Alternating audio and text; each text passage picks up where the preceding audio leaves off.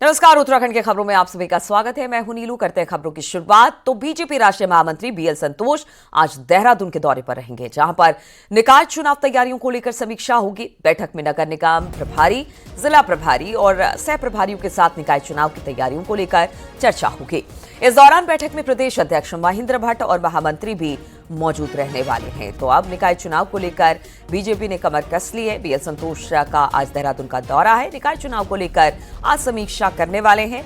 बताया जा रहा है कि नगर निगम प्रभारी, जिला प्रभारी सभी इस बैठक में शामिल होंगे। सह प्रभारियों को भी मीटिंग में बुलाया गया है। प्रदेश अध्यक्ष, महामंत्री भी इसमें मौजूद रहने वाले हैं। बातचीत करने के लिए सुनील नवप्रभात हमारे साथ जुड़ गए हैं। सुनील, निकाय चुनाव की तैयारियों को लेकर अब बीजेपी ने कमर कस ली है और आज जब बीएल संतोष पहुंचेंगे तो बहुत सारे चेंजेस और निकाय चुनाव किस तरह से करवाए जाने हैं, इसका भी एक पूरा खाका खींचेंगे। ठीक है, बिल्कुल। हालांकि उत्तराखंड में भी निकाय चुनाव की डेट घोषित नहीं हुई है, लेकिन बीजेपी काफी पहले से इसकी तैयारियों में जुटी हुई है। इसी हफ्ते बीजेपी ने निकाय चुनाव के लिए अपने जिलों के प्रभारी नियुक्त किए, निकायों के प्रभारी नियुक्त किए।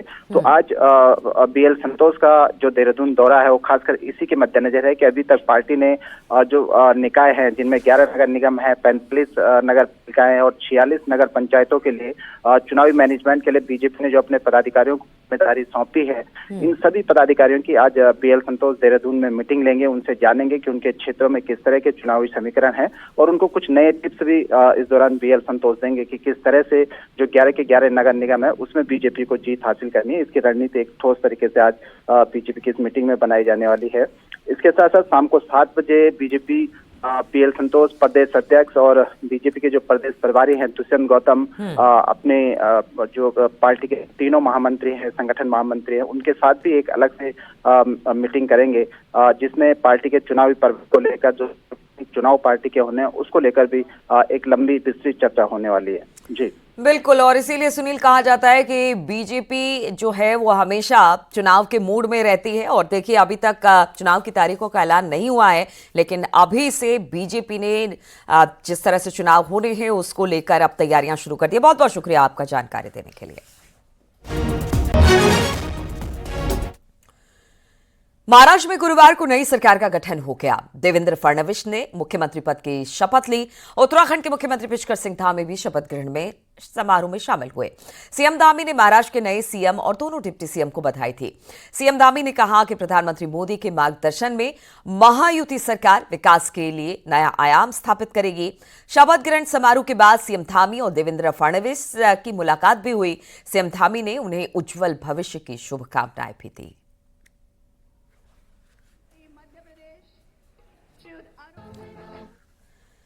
इससे पहले मुख्यमंत्री पुष्कर सिंह धामी जब मुंबई पहुंचे तो एयरपोर्ट पर सीएम धामी का जोरदार स्वागत किया गया। प्रवासी उत्तराखंडियों ने मुख्यमंत्री का स्वागत किया। सीएम धामी ने भव्य स्वागत के लिए सभी का आभार व्यक्त किया।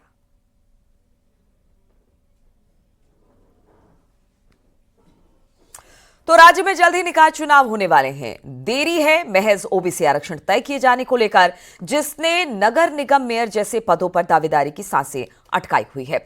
सरकार अगर ओबीसी आरक्षण तय करने के लिए बनाए गए आयोग की सिफारिश मानती है, जिसकी संभावना भी है, तो कैसी होगी नगर निगम समेत निकायों की तस्वीर। देखिए एक्सक्लूसिव रिपोर्ट।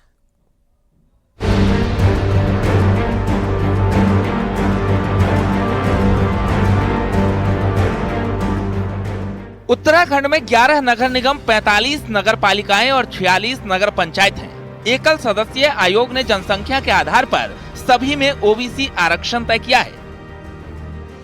बात अगर सिर्फ नगर निगमों की करें तो आयोग ने ओबीसी के लिए 2 और एससी के लिए 1 सीट रिजर्व की है।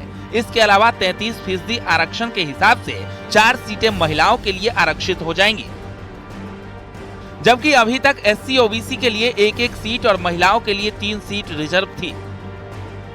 रिपोर्ट के मुताबिक काशीपुर नगर निगम में सबसे ज्यादा 38% ओबीसी पॉपुलेशन है। दूसरे नंबर पर रुड़की नगर निगम है, जहां 36% ओबीसी है। तीसरे नंबर पर हरिद्वार नगर निगम है, जहां करीब 21% ओबीसी आबादी है। ठीक इसी तरह से श्रीनगर नगर निगम में सबसे ज्यादा 17% एससी पॉपुलेशन है। दूसरे नंबर पर 16% रुद्रपुर में और तीसरे नंबर पर रुड़की नगर निगम है, जहां 15% एससी पॉपुलेशन है। कि हमारे यहाँ महिलाओं का आरक्षण है पंचायतों में और प्योर यूबल में भी, अर्बन लोकल बॉडीज में वो 50% है, लेकिन वो हॉरिजेंटल रिजर्वेशन है। एक प्रकार से उसे कह सकते हैं आप रिजर्वेशन विद इन रिजर्वेशन है। इसको ऐसे समझ सकते हैं कि मान लीजिए एससी की कहीं 10 सीटें आरक्षित है टोटल, तो उसमें से 5 सीटें फिर एससी महिला को होगी। अब आपको बताते हैं कि कौन कौन से नगर निगम में मेयर पद आरक्षित हो सकते हैं। वर्तमान में रुद्रपुर नगर निगम एससी, काशीपुर नगर निगम ओबीसी, हरिद्वार, कोटद्वार और ऋषिकेश नगर निगम में मेयर सीट महिला कैंडिडेट के लिए आरक्षित थी, लेकिन अब ये रोटेशन घूम सकता है। नए समीकरणों के तहत अब सबसे ज्यादा एससी पॉपुलेशन वाली श्रीनगर नगर निगम या फिर अल्मोड़ा, दोनों में से कोई एक सीट एससी के लिए आरक्षित हो सकती है। काशीपुर के बजाय अब दूसरे और तीसरे नंबर की ओबीसी पॉपुलेशन वाले रुड़की और हरिद्वार सीट ओबीसी के लिए आरक्षित हो सकती है। हल्द्वानी नगर निगम सीट महिला आरक्षित हो सकती है। देहरादून, ऋषिकेश, अल्मोड़ा, कोटद्वार, पिथौरागढ़ और काशीपुर नगर निगम में महिला या फिर सामान्य सीट हो सकती है। इसमें अनुसूचित जाति के लिए 1 और ओबीसी के लिए 2 सीटें आएंगी जो मानक आ रहे हैं, और उसी रेशियो में हम देखते हैं तो 3 सीटें इसमें महिलाओं के लिए आएंगी। तो 6 सीट का आरक्षण तो 11 में अभी के जो मोटा मोटा हम लोगों ने जानकारी ली है, जो कागज देखे हैं, उसमें लगता है कि 6 सीट शायद आरक्षित होंगी, 7 भी हो सकती हैं। जहां तक आरक्षण का सवाल है, आरक्षण अब ये रोटेट करेंगे। इसी तरह 45 नगर पालिकाओं में भी अध्यक्ष पद की 6 सीटें एससी, 1 सीट एसटी और 13 सीटें ओबीसी के लिए आरक्षित होने जा रही है। कुल मिलाकर अब सबकी नजरें इसी आरक्षण पर है, जिस पर बने सस्पेंस से सरकार किसी भी वक्त पर्दा उठा सकती है। इसी के साथ नगर निगम से लेकर नगर पंचायत तक कई दावेदारों का भविष्य भी तय हो जाएगा। देहरादून से सुनील नप्रभात, न्यूज़ 18।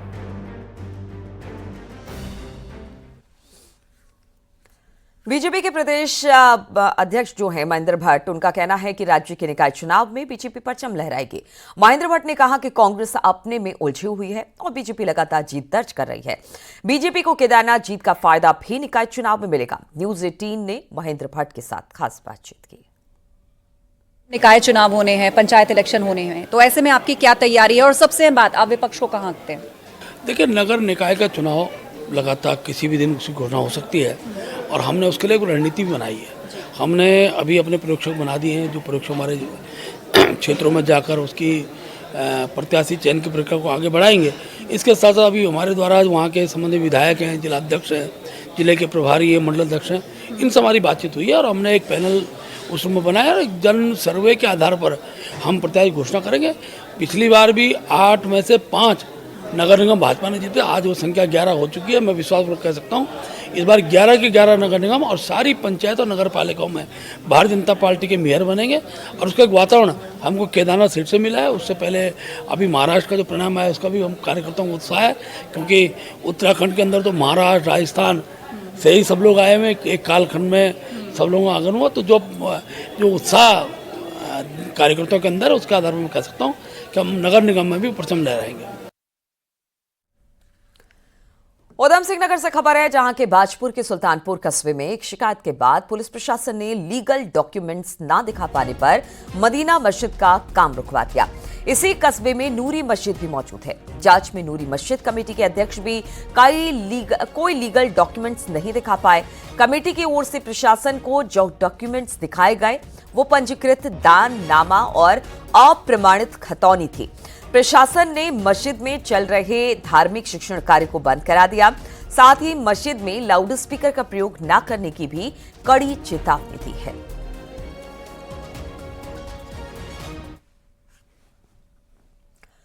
उत्तरकाशी मस्जिद विवाद पर नैनीताल हाईकोर्ट में 9 दिसंबर यानी कि अगले सोमवार को सुनवाई होगी। मुस्लिम पक्षकारों की ओर से कोर्ट ने बताया गया कि हाईकोर्ट के आदेशों का उल्लंघन किया गया। हेट स्पीच भी दी गई है, लेकिन कोई कार्रवाई नहीं की गई, जबकि सुप्रीम कोर्ट के स्पष्ट निर्देश हेट स्पीच को लेकर है। हालांकि कोर्ट ने लॉ एंड ऑर्डर को लेकर सरकार से पूछा, जिसके बाद कोर्ट ने मामले की सुनवाई सोमवार तक के लिए टाल दी। अल्पसंख्यक सेवा समिति द्वारा हाईकोर्ट में याचिका दाखिल की गई है। याचिका में मस्जिद गिराने की धमकी और हेट स्पीच के खिलाफ मुकदमा दर्ज करने की मांग भी की गई है।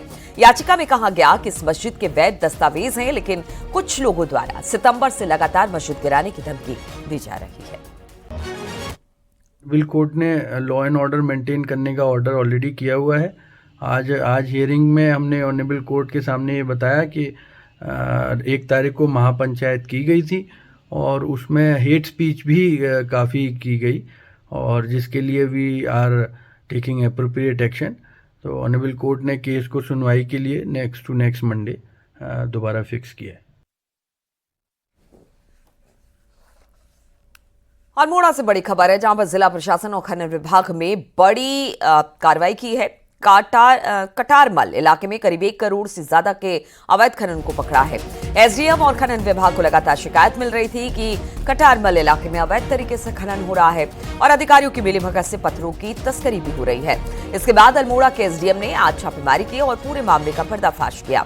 भारी मात्रा में अवैध खनन सामग्री बरामद हुई है और इसकी कीमत करीब 1 करोड़ से भी ज्यादा बताई जा रही है। प्रशासन ने 2 जेसीबी समेत अन्य सामान भी जब्त कर लिया है। प्रतिबंधित माइने हैं, 2 माइने हैं वहाँ पे, तो उनके द्वारा वहाँ पे जेसीबी लगा के अवैध रूप से खनन किया जा रहा था। तो मौके पे मैंने खान अधिकारी और खनन विभाग के कर्मचारियों को बुलाया, तो उसमें अभी उनके द्वारा चालानी कार्रवाई करी जा रही है। जेसीबी भी जब्त करी गई है। 2 खान थी जहाँ पे अवैध कार्य हो रहा था और दोनों खानों में अवैध रूप से जेसीबी लग के पत्थर का खनन किया जा रहा था। पूर्व मंत्री प्रीतम सिंह आज मंत्री धन सिंह के घर के बाहर धरना देंगे। कांग्रेस विधायक प्रीतम सिंह ने आरोप लगाया कि 3 महीने से मंत्री धन सिंह रावत उन्हें मिलने का वक्त नहीं दे रहे हैं। मंत्रियों और उनका स्टाफ बहानेबाजी कर रहा है। प्रीतम सिंह ने कहा कि शिक्षा, स्वास्थ्य का हाल चौपट और मंत्री विधायक को भी मिलने का वक्त नहीं दे रहे हैं। प्रीतम सिंह ने कहा कि पहले घर के बाहर धरना दूंगा, फिर मंत्री का घेराव करूंगा और तब भी बात नहीं सुनी तो सदन में ये मुद्दा उठाऊंगा। सांकेतिक रूप से मंत्री के आवास पर धरने पर बैठूंगा और मंत्री की कार्य प्रणाली तब भी नहीं सुधरी तो मैं इनका घेराव करूंगा और घेराव करने के बाद तब भी ये नहीं सुधरे तो जो सत्र आएगा, सत्र में मैं जो है इनके जो विभागों की कार्य प्रणाली है, मंत्री की जो कार्य प्रणाली है, उसके विरोध में जो है सदन के अंदर अपनी बात रखूंगा। देहरादून पुलिस लाइन में बुधवार कांग्रेस नेता पत्रकारों से भिड़ गए और हाथापाई की नौबत आ गई। वहीं इस मामले में कांग्रेस प्रदेश अध्यक्ष करण माहरा ने खेद जताया और करण माहरा ने कहा कि पूरी घटना पुलिस की गलती की वजह से हुई। हमें नहीं पता था कि वहां पहले से कोई कार्यक्रम चल रहा है और जब पुलिस हमें वहां लेकर गई तो पत्रकारों को लगा कि हम उनका विरोध करने आए हैं और इसी गलतफहमी में पूरी घटना हुई। वहीं पूरे मामले को लेकर बीजेपी ने कांग्रेस प्रदेश अध्यक्ष करण माहरा का इस्तीफा मांगा है, जिसके लिए मैं पूरा दोष पुलिस प्रशासन को देता हूं। हमेशा की तरह पुलिस गिरफ्तार करके मेरे को और मेरे साथियों को पुलिस लाइन ले गई और जैसा हमेशा होता था स्टेयर्स में बैठा जाता था, सीढ़ियों में, और वहीं कार्रवाई होती थी। हमें पता नहीं था कि वहां पत्रकारों का कोई कार्यक्रम चल रहा है और शायद पत्रकारों को भी पता नहीं था कि पुलिस हमको वहां गिरफ्तार करके लेके आई है।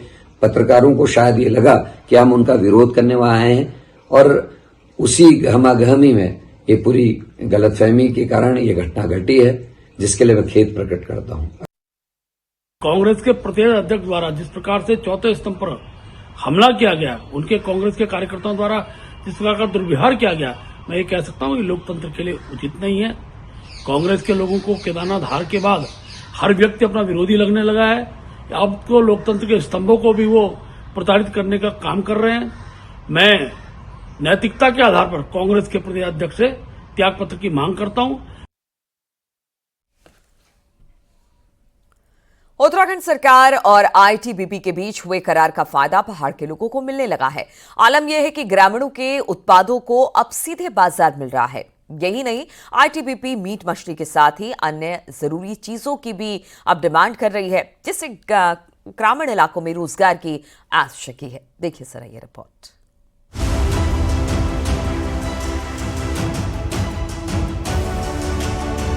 पहाड़ के ग्रामीण इलाकों में खेती और बागवानी तो होती ही है, साथ ही डेयरी उत्पाद भी यहाँ जमकर होते हैं। यही नहीं, बकरी और मछली पालन भी यहाँ के ग्रामीण करते आए हैं, लेकिन अब तक ग्रामीणों के इन उत्पादों को बाजार नहीं मिल पाता था। बीते दिनों धामी सरकार और आईटीबीपी के बीच हुए करार के बाद ये कमी बहुत हद तक दूर हो गई है। आलम यह है कि अब पहाड़ के किसान और पशुपालक सीधे आईटीबीपी को अपने उत्पाद बेच रहे हैं। आईटीबीपी मीट और मछली के साथ ही अब अन्य उत्पादों की डिमांड कर रही है। उत्तराखंड गवर्नमेंट के साथ में आईटीबीपी का एमओयू हुआ था, उसमें एमओएच और ये ट्रॉट फिश शामिल थी, तो उसकी सप्लाई हमें मिल रही है और बहुत अच्छी सप्लाई मिल रही है। हम संतुष्ट हैं और उसमें हमें किसी भी तरह की कोई दिक्कत नहीं है और हम ये चाहते हैं कि आगे इसमें और चीज़ें भी इंक्लूड की जाएं। मीट और मछली के बाद सब्जी, फल, दालें और डेयरी उत्पाद भी अब आईटीबीपी को बेचने का प्लान बन रहा है। इस करार से खासकर बॉर्डर के गांवों को खासी राहत मिली है। आलम यह है कि ग्रामीणों को घर पर ही मार्केट मिल रहा है, जिससे स्थानीय स्तर पर रोजगार के मौके भी मिल रहे हैं। मीट और मछली के बाद अब प्रशासन भी अन्य उत्पादों को प्रमोट करने की योजना बना रहा है और आगे भी डिमांड आ रही है। अन्य जो उत्पाद हैं जैसे कि सीजनल सब्जियां हो गई, फल हो गए और साथ साथ अंडे हो गए, पनीर हो गया, इन चीज़ों के लिए भी डिमांड आ रही है। तो मेरा आग्रह भी है हमारे जितने भी हमारे किसान भाई हैं कि सब लोग इस जो हमारे एमओयू हुआ आईटीबीपी के साथ में उसका फ़ायदा उठाएं। उत्तराखंड सरकार और आईटीबीपी के बीच हुए करार से पशुपालकों को मार्केट तो मिल ही रहा है, साथ ही गाँवों में रोजगार के नए अवसर भी पैदा हो रहे हैं। साथ ही पलायन पर भी रोक और लगाम लग सकेगी। न्यूज़ 18 के लिए पिथौरागढ़ से विजयवर्धन उप्रेती की रिपोर्ट।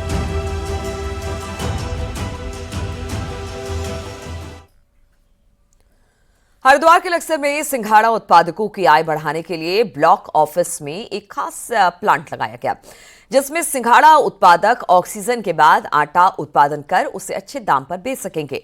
इस क्षेत्र में करीब 300 बीघा जमीन में सिंघाड़ा उत्पादन होता है। किसानों ने मांग की है कि दिसंबर के बाद सिंघाड़े की मांग कम हो जाने पर उन्हें बहुत कम दामों पर सिंघाड़ा बेचना पड़ता है, जबकि सिंघाड़े के आटे की मांग काफी रहती है।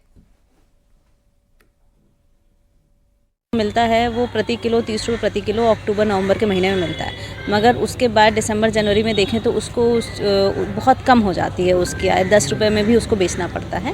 तो किसानों का ही सुझाव था कि इसमें अगर हम सिंघाड़े का आटा क्यों ना बनाएं, तो रीप परियोजना से इस पूरी यूनिट को लगाया गया है और इसमें ज़रूर से ज़रूर जो पूरी यूनिट को जो रन करेंगे प्लस जो किसान इसके साथ जुड़े रहेंगे उनकी सभी की आमदनी बढ़ेगी। हिमालय की चोटियों से बर्फ गायब होने से चिंता बढ़ गई। उत्तरकाशी समेत पहाड़ी जिलों के ऊंचे कस्बे में दिखने वाली चोटियां बर्फ के बिना काली नजर आ रही है। वहीं ग्लेशियरों पर भी बड़ा खतरा मंडरा रहा है। देखिए जरा ये रिपोर्ट।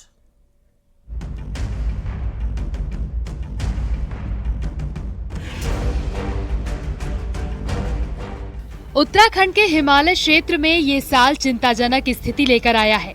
चमोली, रुद्रप्रयाग, टिहरी, पौड़ी और उत्तरकाशी जिलों की ऊंची चोटियों से बर्फ गायब है। आमतौर पर इस समय इन चोटियों पर मोटी बर्फ की परत चढ़ी रहती थी, जो ग्लेशियर के लिए चुनाव कवच का काम करती थी। गंगोत्री, हिमालय और यमुनोत्री के पहाड़ अब काले पत्थरों और मिट्टी के रूप में दिखाई दे रहे हैं, जो ग्लेशियर के लिए खतरनाक हो सकता है।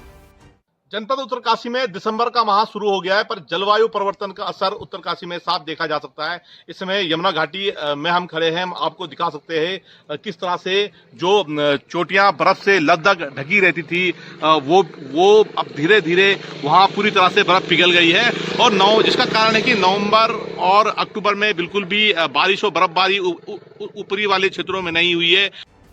बर्फ से ढकी रहने वाली उच्च हिमालय की अधिकांश चोटियां बुग्याल इस बार बर्फ विहीन है। वन विभाग के अधिकारी इसे जलवायु परिवर्तन का सीधा असर बता रहे हैं और भविष्य में इस समस्या को लेकर मिलकर काम करने की बात कर रहे हैं। ये सभी लोगों को कमर कसनी होगी। ऑलरेडी सरकार की ओर से बहुत एफर्ट हो रहे हैं, जैसे नॉन रिन्यूएबल एनर्जी की तरफ बहुत प्रमोशन हो रहा है। बहुत नेशनली डिटरमिन्ड कंट्रीब्यूशंस में राष्ट्र की ओर से बहुत बड़े बड़े टारगेट्स रखे गए हैं, कैसे हमें कार्बन उत्सर्जन कम करना है, और इसी क्रम में कई सारी कार्रवाई हो रही हैं। बहुत तेजी से non renewable sources of energy को प्रमोट कर रही है सरकार। आने वाले कुछ दिनों में भी बारिश और बर्फबारी के आसार कम नजर आ रहे हैं। ऐसे में हिमालय में बर्फबारी की देरी और कमी ग्लेशियर के पिघलने की प्रक्रिया को तेज कर सकती है। इसका सीधा असर ग्लेशियर के साथ ग्लेशियर पोषित नदियों पर पड़ सकता है। न्यूज़ 18 के लिए उत्तरकाशी से बलबीर परमार की रिपोर्ट। कोटद्वार के प्रसिद्ध सिद्धबली मंदिर में 3 दिवसीय वार्षिकोत्सव का आयोजन होने जा रहा है। 6 से 8 दिसंबर तक चलने वाले महोत्सव में उत्तराखंड और उत्तर प्रदेश समेत कई राज्यों से श्रद्धालुओं के पहुंचने की उम्मीद है। इस बार मेले का भव्य आयोजन होगा, साथ ही सांस्कृतिक कार्यक्रमों का भी आयोजन किया जा रहा है। शुक्रवार को पिंडी अभिषेक के साथ ही महोत्सव का आयोजन शुरू होगा। इस बार मंदिर समिति की ओर से सनातन प्रश्नोत्तरी का भी आयोजन किया गया, जिसमें कोटद्वार के तमाम स्कूलों के 16,000 से ज्यादा बच्चों ने हिस्सा लिया है।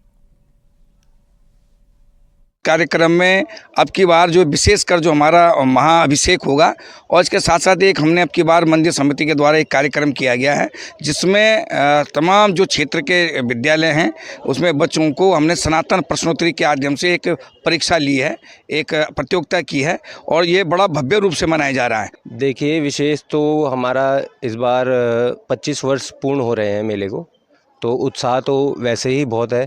तो और वर्षों की भांति हमारे यहाँ झांकियाँ दिखेंगी आपको। शहर कोटद्वार में विभिन्न चौराहों पे आपको अनेकों कार्यक्रम दिखेंगे, विद्यालयों की तरफ से दिखेंगे, आर्मी का बैंड मिलेगा। चमोली प्रशासन शीतकालीन यात्रा की तैयारी में जुट चुका है। चमोली में बद्रीनाथ धाम के मुख्य पड़ाव जोशीमठ पांडुकेश्वर में शीतकालीन यात्राएं संचालित होती हैं। जोशीमठ में आदि गुरु शंकराचार्य जी की गद्दी के साथ भगवान नरसिंह की विशेष पूजा अर्चना होती है, तो पांडुकेश्वर के कुबेर और उद्धव जी की पूजा होती है, जबकि गोपेश्वर के गोपीनाथ मंदिर में रुद्रनाथ भगवान की पूजा की जाती है। शीतकाल में ये पूजा होती है। चमोली डीएम ने कहा कि शीतकालीन यात्रा में अच्छी संख्या में लोग आएंगे।